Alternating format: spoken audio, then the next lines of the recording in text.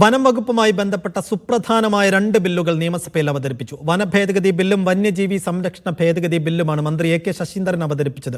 കേന്ദ്ര നിയമത്തിന് വിരുദ്ധമായി സംസ്ഥാനം നിയമമുണ്ടാക്കിയാൽ നിലനിൽക്കുമോ എന്ന സംശയം പ്രതിപക്ഷ നേതാവ് പ്രകടിപ്പിച്ചു. സബ്ജക്ട് കമ്മിറ്റിക്ക് വിട്ട ബില്ലുകൾ ഈ നിയമസഭാ സമ്മേളന കാലയളവിൽ തന്നെ പാസാക്കും. ജനവാസ മേഖലയിൽ ഇറങ്ങുന്ന ഏതെങ്കിലും വന്യമൃഗങ്ങൾ മനുഷ്യരെ ആക്രമിച്ചാൽ ഉടനെ അതിനെ കൊല്ലാൻ ചീഫ് വൈൽഡ് ലൈഫ് വാർഡന് അധികാരം നൽകുന്നതാണ് വന്യജീവി സംരക്ഷണ ഭേദഗതി ബിൽ.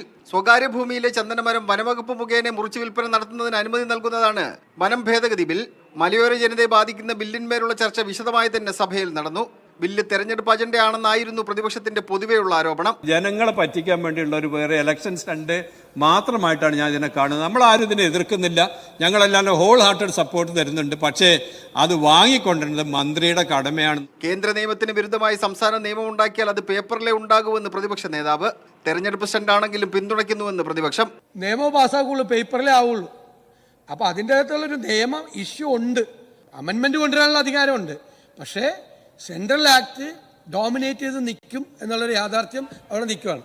രാഷ്ട്രപതിയുടെ മുന്നിലേക്ക് ബില്ലെത്തിയാൽ പാർലമെന്റിൽ കോൺഗ്രസ് സഹകരിക്കണമെന്ന് പി രാജീവിന്റെ തിരിച്ചടി.